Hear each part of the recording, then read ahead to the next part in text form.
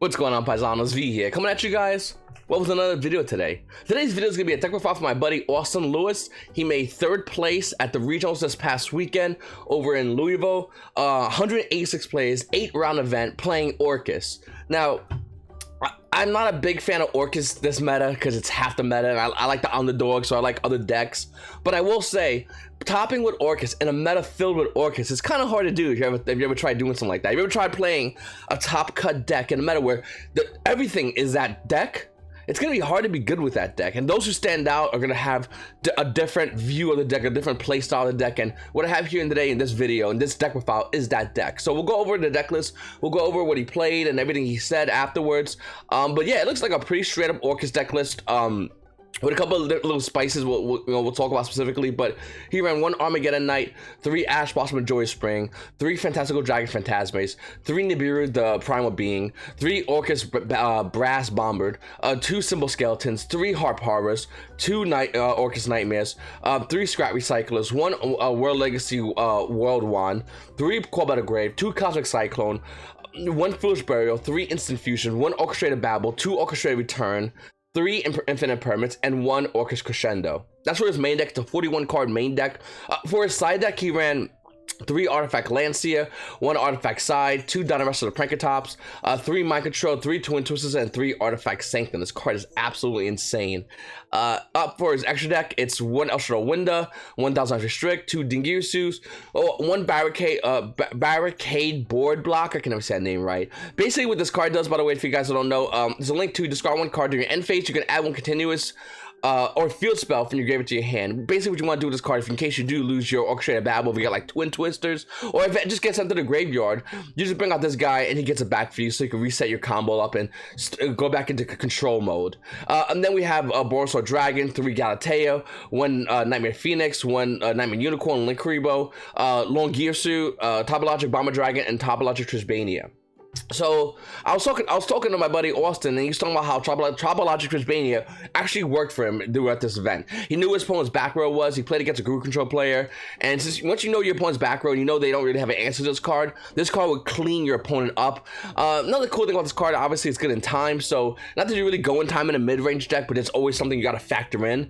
And one thing about Orcust is you have both of these cards, just get some burn damage in, and yeah, I mean, it worked out for him. He cleaned up his opponent's back row, and he was able to go into his plays even more further so with Trisbania, which is something we might start seeing more in future deck profiles of just Orcust in general, or any deck that can easily bring this card out. We also have, like I said, Barricade Board Blocker. It's something that was mostly used in Sky Strikers to bring back, you know, their cards. But this card works great in Orcust because you really don't want to lose your Babel. Depending on your first turn you want to go with Crescendo, you want to go with Babel. Most players are going with Crescendo for the negation, and then following it with Babel for the control. So that's what we're seeing with a lot of Orcust matchups, especially this past weekend, like Y6 London. We saw a lot of Orcust players do that kind of play.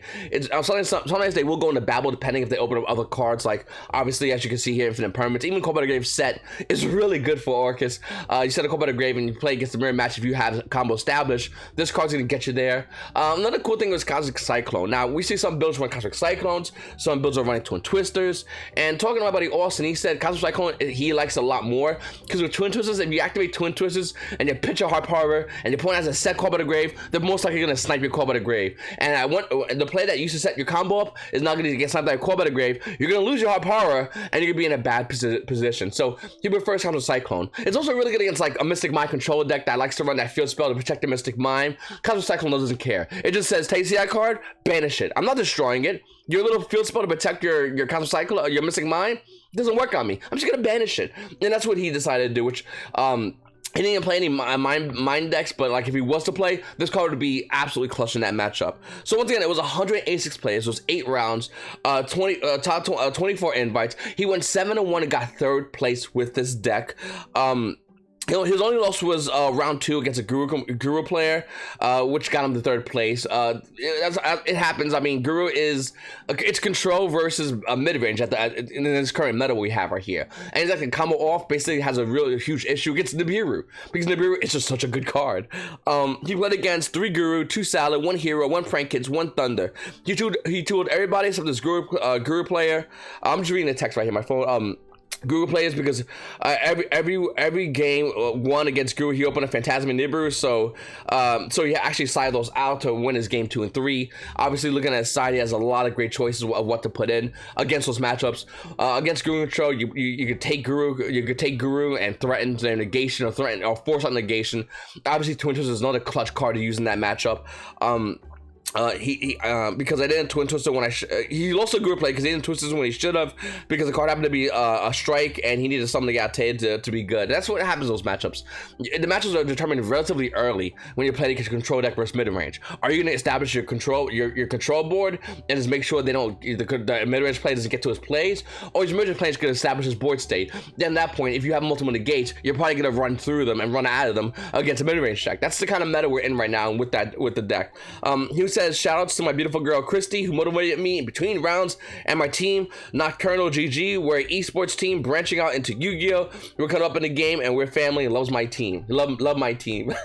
So this is a deck profile. Once again, congratulations to Austin Lewis, getting 3rd place.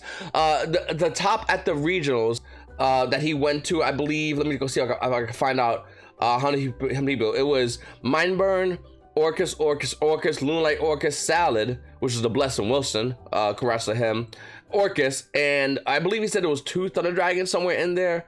I believe it was 2 Thunder Dragons, so it might not be an Orcust, but it was mostly dominated by Orcust in the top cut, followed by 2 Thunder Dragons, Lunalights, and Salads, and the one Mindburn, which wound up winning the whole event, which is kind of crazy to think about it. That Mindburn player, he just won the entire event, which I don't agree with that. I mean, obviously he did do it, but the fact that Mindburn could go through all these rounds, through all these players, is kind of interesting, and we'd love to know how'd he do it, because like I said, Cosmic Cyclone is an amazing card against Mystic Mind. It is, and if you open it and you're playing Orcust and they have a Cyclone and you Cyclone against that Mind and you get to do your first of your combo, you're in a pretty good spot. But nevertheless, congratulations to my buddy Austin Lewis getting 3rd place at the Louisville Regionals, and yeah, Paisanos, it's your boy V, and if you guys have any top cut decks, made top 8 of the regionals, send them over to me, hit me up on Facebook, or PM me or whatever, and I'll love to do a video on them and talk about them. It's your boy V, and you Paisanos have a great day.